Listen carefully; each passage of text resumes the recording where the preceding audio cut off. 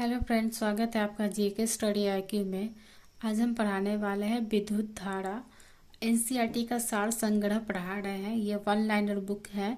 ठीक है, इस बुक को पढ़ने से पहले या फिर इस बुक को पढ़ने के बाद आप एनसीईआरटी या फिर एससीईआरटी के बुक को डिटेल में पढ़ सकते हैं, या फिर पहले आप उसको पढ़ लें अच्छे से फिर इसको पढ़ें। उसके बाद क्या होगा ना कि जब बार बार इस दोनों बुक को आप पढ़ेंगे तो किसी भी एग्ज़ाम में जब आप बैठेंगे तो आपके अंदर एक कॉन्फिडेंस होगा कि हाँ, इस सवाल को हम बना सकते हैं, चाहे वह सवाल कितना भी घुमा के क्यों ना पूछे।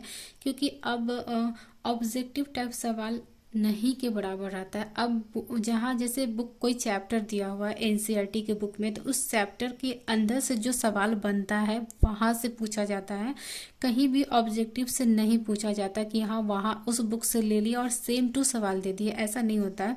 अब ज़्यादातर क्या होता है ना कि एनसीईआरटी के बुक को आपको पूरे डिटेल में अच्छे से पढ़ना पड़ेगा। उसके बाद उससे जब सवाल आएगा तब आपको समझ में आएगा कि हम वहाँ पढ़े थे तो ये मेरे काम आया। अब डायरेक्ट कहीं से 2-3 सवाल ही रहता है, डायरेक्ट सवाल नहीं रहता, बुक के अंदर से सवाल रहता है। मेन बुक जो होता है एनसीईआरटी का, वहाँ से ज़्यादातर सवाल रहता है। तो आप बुक को अच्छे से रीड करें 2 बार 3 बार 4 बार, ठीक है। उसके बाद ऑब्जेक्टिव को सॉल्व करें, तभी एग्ज़ाम में सवाल बनेगा, ठीक है। और ये वन लाइनर बुक है, आप इसको कितना भी पढ़ लीजिएगा, जब तक आप एससीईआरटी के बुक को या फिर एनसीईआरटी के बुक को डिटेल में नहीं पढ़िएगा तो ज़्यादा से ज़्यादा 40% पूरा सवाल तो इससे आएगा नहीं, दोनों को मिला के सवाल सॉल्व होगा। तो ये वन लाइनर बुक है। आज हम पढ़ाएंगे विद्युत धारा, और इसको पढ़ने से पहले अगर इसी चैप्टर को एनसीईआरटी के बुक से पढ़ेंगे, जैसे कि टेंथ में दिया हुआ है, 11th में भी होगा, और ये 9th क्लास के बुक में भी दिया हुआ है, तो वहाँ से भी आप पूरे डिटेल में पढ़ लेंगे। उसके बाद इसको पढ़ेंगे या फिर ऑब्जेक्टिव बनाएंगे तो ये चैप्टर और अच्छे से समझ में आ जाएगा, ठीक है। अब हम पढ़ाएंगे विद्युत धारा। हैलोजन लैंप का तंतु किस मिश्र धातु से निर्मित होता है? तो टंगस्टन एवं सोडियम से। 1 किलोवाट का मान कितना होता है? तो 3.6 इंटू 10⁶ जूल। जलते हुए विद्युत बल्ब के तंतु का तापमान कितना होता है? तो यहाँ होगा 2000 से लेके 2500 डिग्री सेल्सियस तक होता है। बिजली के बल्ब की तुलना में फ्लोरेंस ट्यूब विद्युत ऊर्जा का प्रकाश ऊर्जा में अधिक मात्रा में परिवर्तन करती है, इसलिए बिजली के बल्ब की तुलना में फ्लोरेसेंट ट्यूब का अधिक उपयोग किया जाता है। फ्यूज में प्रयुक्त होने वाले तार की क्या विशेषता होती है? तो इसका क्या होता है? उच्च प्रतिरोधक शक्ति तथा निम्न गलनांक होता है। ये सीटेट में सवाल पूछा हुआ था। विद्युत बल्ब का तंतु किस धातु से निर्मित होता है? तो टंगस्टन से। स्टोरेज बैटरी को चार्ज करने हेतु किस धारा की आवश्यकता होती है? तो दिष्ट धारा की आवश्यकता होती है। डायनेमो बिजली उत्पादन हेतु प्रयोग में लाया जाता है। यह ऊर्जा से किस प्रकार संबंधित है? तो यह यांत्रिक ऊर्जा को विद्युत ऊर्जा में परिवर्तित करता है। कम वोल्टेज पर कार्य करने पर विद्युत मोटर जल जाते हैं क्योंकि वे अधिक विद्युत धारा खींचते हैं जो वोल्टेज के प्रतिलोमानुपाती होती है।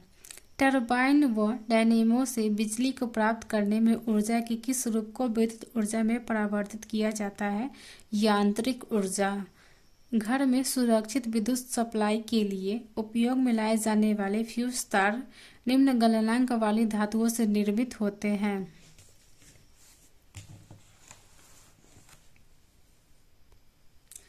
उसके बाद है ट्रांसफार्मर किसके लिए प्रयुक्त होते हैं? तो ट्रांसफार्मर जो है वो विद्युत धारा की वोल्टेज को नियंत्रित करने के लिए प्रयुक्त होते हैं। प्रतिवर्ती धारा को दिष्ट धारा में परिवर्तित करने वाले यंत्र को क्या कहते हैं? तो रेक्टिफायर कहते हैं। विद्युत बल्ब के भीतर कौन सी गैस भरी होती है? तो आर्गन, ठीक है। यहाँ देखिए विद्युत बल्ब का तंतु किस धातु से निर्मित होता है? तो टंगस्टन से। और यहाँ कह रहा है विद्युत बल्ब के भीतर कौन सी गैस भरी होती है? तो आर्गन।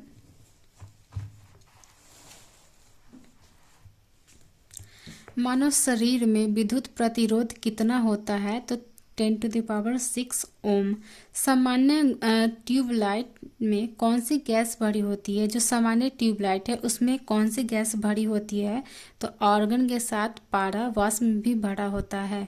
प्रतिदीप्त बल्ब में कौन सी गैस भरी होती है? तो मरकरी और नियोन। ये प्रतिदीप्त का बात हो रहा है, कौन सी भरी होती है? मरकरी और नियोन। विद्युत चालकता की दृष्टि से सर्वाधिक सुचालक धातु कौन सी है? तो चांदी। पृथ्वी के विभव को शून्य माना जाता है क्योंकि पृथ्वी से कोई आवेश लेने या देने पर इसके विभव में कोई परिवर्तन नहीं होता है। उसके बाद आर प्रतिरोध वाले एक तार को पिघलाकर उसकी आधी लंबाई में तार में डाला जाता है तो तार नया प्रतिरोध कितना होगा? तो R/4। आवेश विद्युत आवेश को भंडारित करने के लिए किस उपकरण का प्रयोग किया जाता है? तो संधारित्र यानी कैपेसिटर का। विभव क्या निर्धारित करता है? तो आवेश प्रवाह की दिशा को। किसी चालक तार के प्रतिरोध पर तापमान बढ़ाने से क्या प्रभाव पड़ता है? तो चालक का प्रतिरोध बढ़ता है।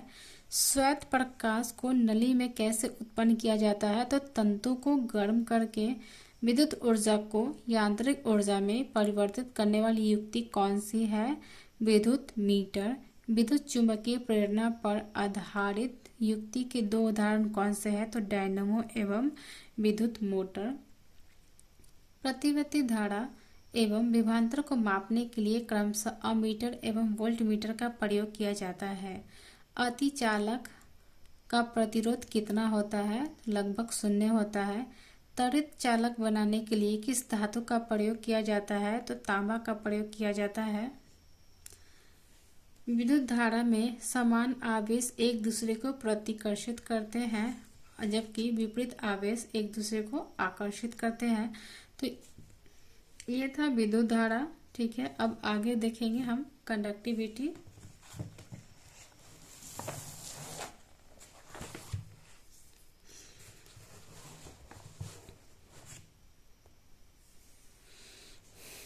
नेक्स्ट चैप्टर है चालकता, कंडक्टिविटी।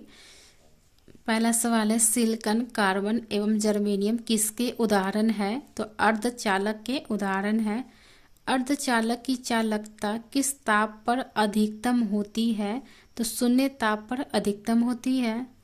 परम शून्य तापमान पर अर्धचालकों में विद्युत प्रतिरोध कितना हो जाता है? तो अनंत।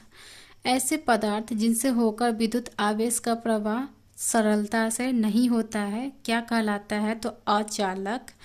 चालक पदार्थों के उदाहरण और अचालक पदार्थों के उदाहरण दोनों दिया हुआ है कि चालक क्या होता है, अचालक क्या होता है। तो यहाँ है चालक पदार्थों के उदाहरण धातु जैसे लोहा, चांदी, तांबा, अशुद्ध जल, पृथ्वी, वायु, ग्रेफाइट, ये सब क्या अचालक है। अब अगर एनसीईआरटी पढ़े रहते तो आपको पता होता कि चालक किसको कहते हैं, अचालक किसको कहते हैं। यहाँ तो वन लाइनर है, वन लाइनर में बता दिया, वहाँ डिटेल में दिया हुआ है, तो एनसीईआरटी को ज़रूर पढ़ें। ठीक है। अचालक पदार्थों के उदाहरण है रबर, लकड़ी, शुद्ध जल, कांच, चीनी, मिट्टी, कागज, मोम, ये सब क्या है अचालक है। अतिचालक के क्या लक्षण होते हैं? तो शून्य पारगम्यता।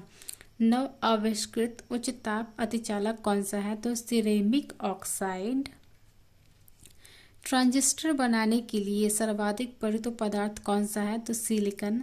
अर्धचालक में अशुद्धियाँ मिश्रित करने की प्रक्रिया क्या कहलाती है? तो डोपिंग।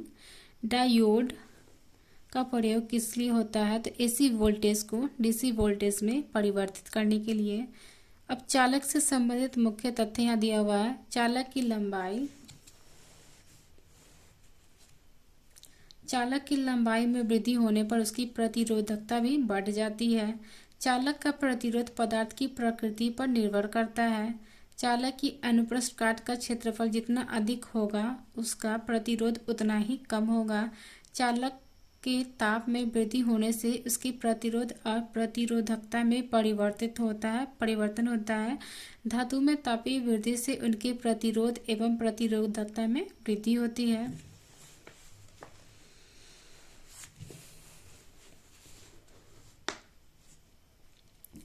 चुंबकीय आकर्षण शक्ति कहाँ सर्वाधिक होती है? तो चुंबक के दोनों किनारों पर। चुंबकीय कंपास की सुई किस दिशा में प्रदर्शित करती है? तो उत्तर एवं दक्षिण दिशा में।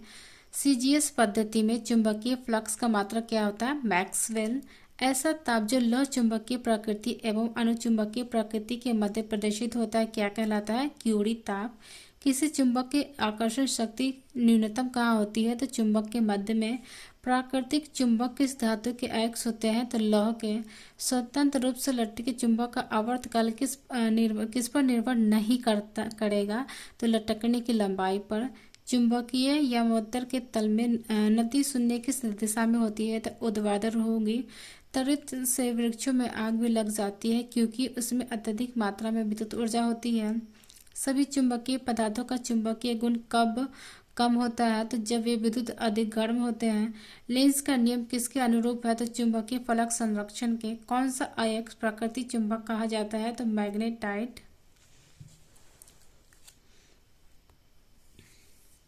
उसके बाद है जब दंड चुंबक को लंबाई में दो बराबर भागों में बांट दिया जाता है तो प्रत्येक टुकड़ा एक स्वतंत्र चुंबक की तरह व्यवहार करेगा।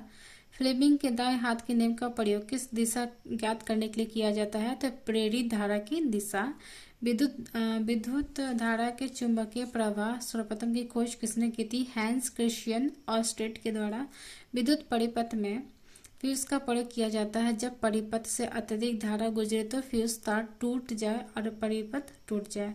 ठीक है, मैं दिया जो धातु विद्युत की सबसे अच्छी सुचालक होती है उसका विशिष्ट प्रतिरोध सबसे कम होता है।